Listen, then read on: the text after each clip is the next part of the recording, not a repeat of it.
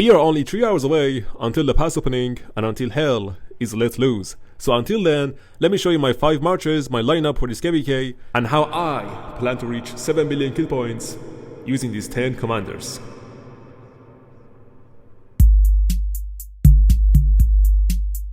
So as you guys may have already know, our opponents on this side are 1862, an Imperium, and 1534, a recovering kingdom who has a 50% chance of showing up or staying in that zone forever.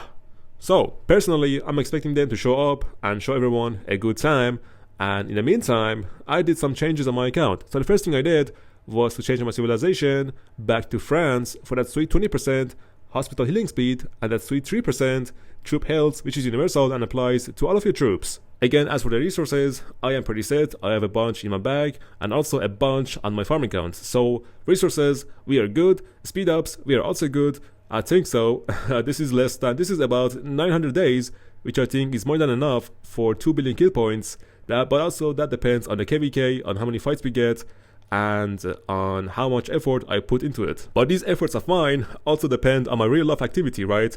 So if I pay attention to KVK and this game, then I get no pussy in the real life. And I gotta stay home, watch grass grow from my window, and use my hand for special needs. Look at this human being. Why are you gay?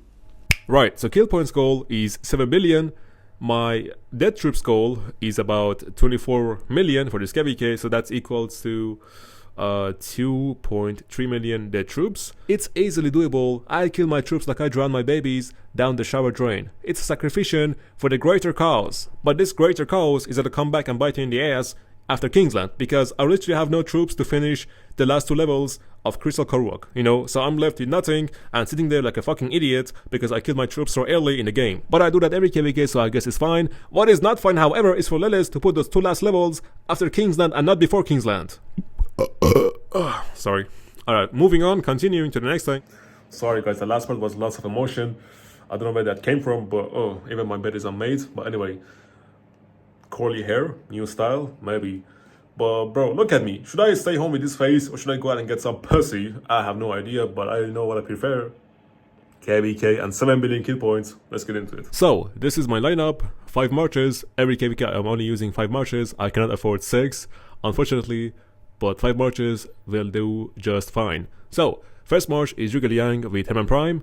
The core of every murder ball, because it's a debuff, it's both AoE and they do a ton of damage. So they are my first march and they get to come out of the city as first and get to keep up with my other marchers, because usually archers tend to be slower than other unit types. So always put archers on the first slots, like number 1 and number 2.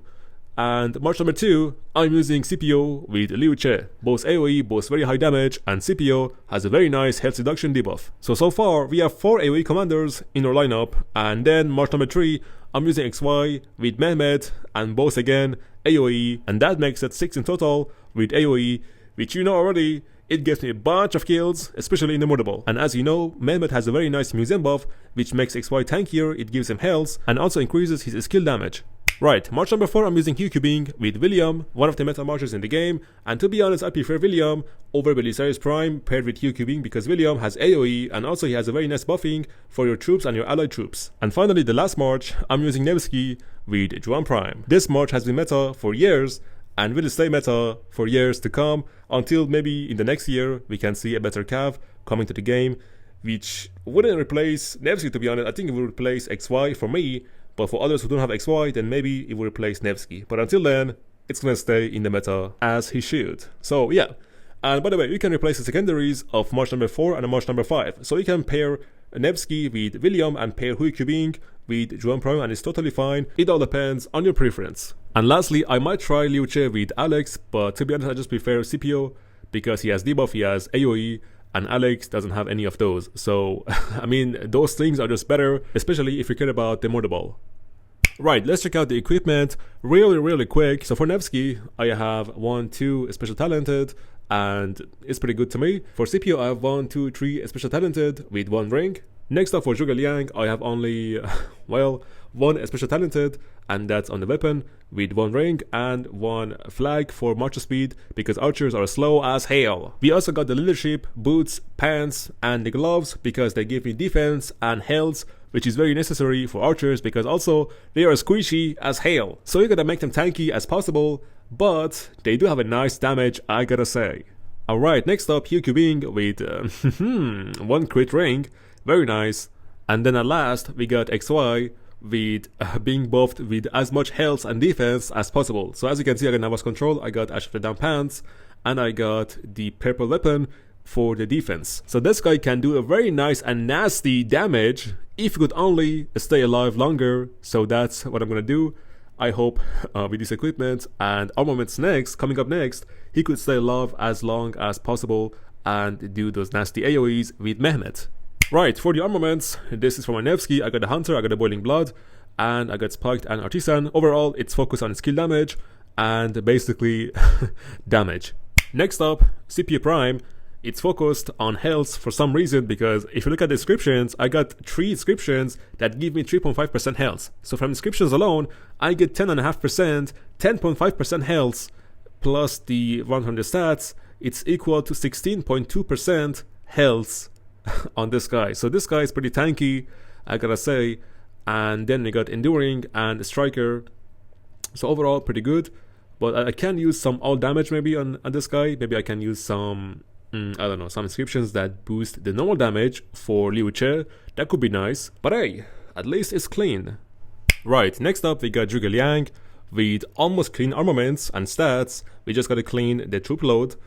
But aside from that, we got this very nice armament with 2% all damage and combo, which increases the skill damage of secondary commander by 8%. So Hermann Prime gonna do 8% more skill damage. Or you can do Hermann primary and Zhuge secondary, and that way Zhuge can do 8% more skill damage on 5 target AoE. So yeah, a very nice inscription. And we got Focus Fire, which is 4% skill damage bonus, just perfect for archers.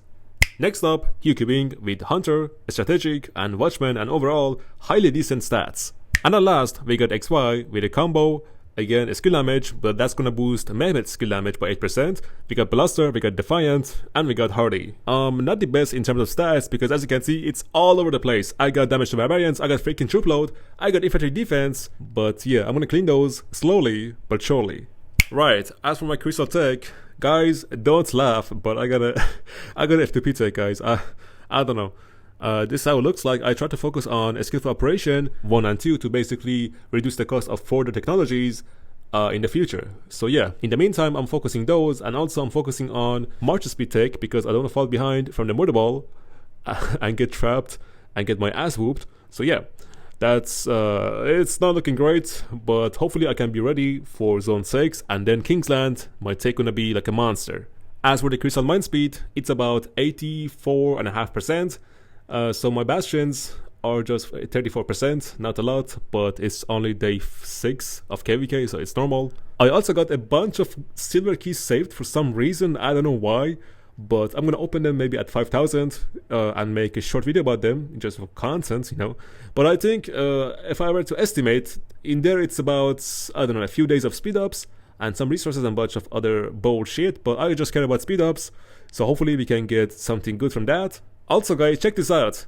My first ever gold key commander is about to be maxed, only 5 sculptures away from getting his expertise unlocked, and it's all pure from the gold keys, and my account is about 1100 days, so there you go. At 1100 days you get to expertise your first gold key commander, maybe sooner if you get bunch of gold keys, but yeah, it took me about 1100 days to achieve this achievement. Actually no, I just found out that El Cid is even closer, only 3 sculptures away from getting expertise from pure gold keys. So there you go. I guess I should be archer main. I hope it's gonna be 𝒟𝒹𝒹𝓎 and I get that from the gold keys sooner, because I'm a cav main. It's gonna be an embarrassment for me if I get an archer commander from the gold keys expertise faster than a cav commander. So Lelis, my hands are on your knees. I will suck your D. Who says I'm gay? Sorry guys, I apologize. Misinformation. My account is actually 1181 days, so I'm about 81 days older than what I originally said, but it's all the same. It's just 3 months older, bro. But also I'm very close to VIP 17. I'm only 170,000 points away, but thanks to my alliance I can reach that very soon. I mean, these guys just pumping me up. They buying Mountain Warfare gold chest, and that's the bonus of being in a high spending alliance in an Imperium. Right, as for the Alliance Directive, I picked up the Defend the Land for 10% less counterattack damage on your own Alliance territory because we expect to be outnumbered, at least for the Europe time zone, because our enemy, they are on the Europe time zone like heavily. So we picked up this skill because we thought it's the best for our time zone, especially because we are mixed with Koreans, because 365 is mixed with Koreans, guys. As if you didn't know, JST is Korean Alliance and INT is international. So yeah, there you go. Right, pass opening in about a few hours, so tune in, enjoy the show, and watch Daddy Furious clap some cheeks.